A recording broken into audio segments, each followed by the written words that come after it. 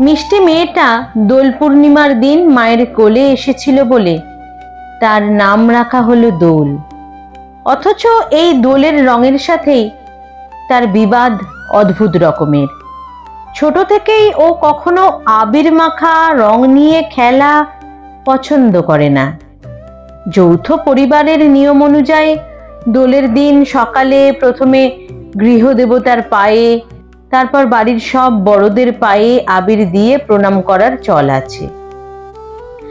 এক চিমটি আবির নিয়ে কোনো ক্রমে এই নিয়মটুকু পালন করে পালাতে চাইতো। বাড়ির সবাই ওর এই আবিরে বিরাগের কথা জানতো বলে ওকে কেউ আবির মাখাতো না।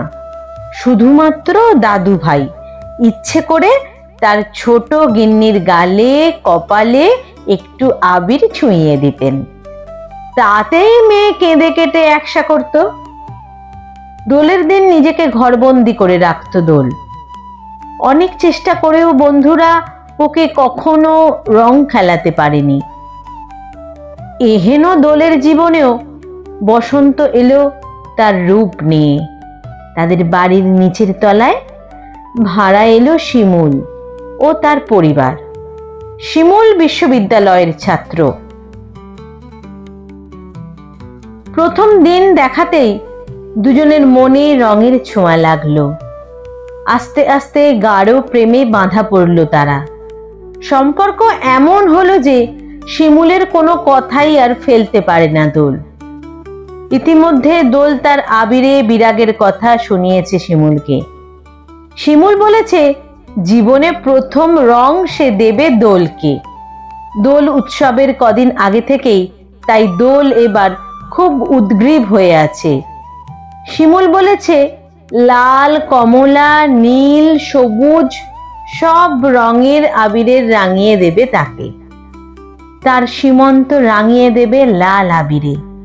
তারপর মাথায় ঘোমটা তুলে দেখে নেবে তার বউয়ের অপূর্ব সুন্দর মুখটা। শিমুলের রঙে রেঙে ওঠার নেশায় দোল তার আজন্ম বিরাগ ভুলে খুশিতে ভরে আছে। শুধু একটা মাত্র শর্ত তার, শিমুল শুধু তাকেই রং মাখাবে আর সে শিমুলকে। অন্য কাউকে এক বিন্দু রং দেবে না তারা। শিমুল তার দোলের জন্য সব করতে পারে, তাই সে প্রতিজ্ঞা করেছে সে দোল ছাড়া কাউকে রং দেবে না। তার সব রং শুধু দোলের জন্য। আগের রাতে নিচের তলায় ও উপর তলায় বাস করা দুই প্রেমী যুগল অনেক রাত পর্যন্ত ফোনে কথায় মেতে উঠল। কত পরিকল্পনা। দোলের শিথিল লাল আবিরে রাঙিয়ে শিমুল দুই পরিবারের সকলকে তাদের ভালোবাসার কথা জানাবে। সকালে ঘুম ভাঙতেই শিমুল দৌড়ে উপরে এলো। দোল তাকে দেখে লুকিয়ে পড়ল। যা, এত পরিকল্পনা করেও শিমুল আবির কিনতে ভুলে গেছে। বাইরে থেকে দোলকে বলল, তুমি সুন্দর করে সেজে নাও, আমি এক্ষুনি গলির দোকান থেকে সব আবির কিনে আনছি। খুব সুন্দর করে হলুদ রঙের শাড়িতে সেজেছে দোল। অপূর্ব দেখাচ্ছে তাকে।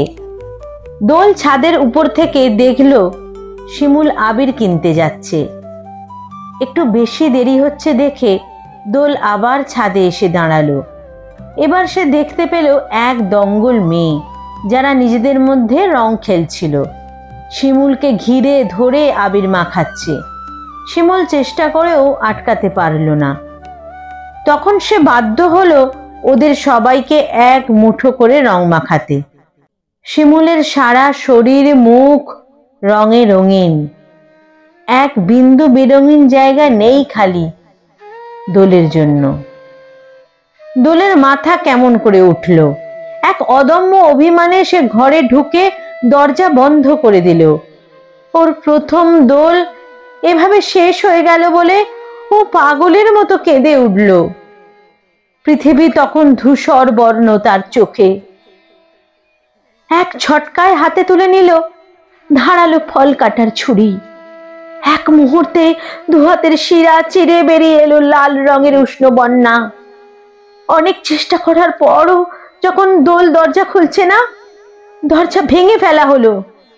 রক্ত শূন্য ফ্যাকাশে দোলের সীমন্ত, তখন তার রক্তের রঙে লাল। শিমুলকে দেখে অনেক কষ্টে হেসে জিজ্ঞেস করলো, আমায় সুন্দর লাগছে? তারপর চোখ দুটো বন্ধ করে ফেলল। সকলের হাহাকার ভরা কান্নার শব্দের মধ্যে অভিমানী দোল তার প্রথম ও শেষ রং খেলা শেষ করে অন্য জগতে পাড়ি দিচ্ছে তখন।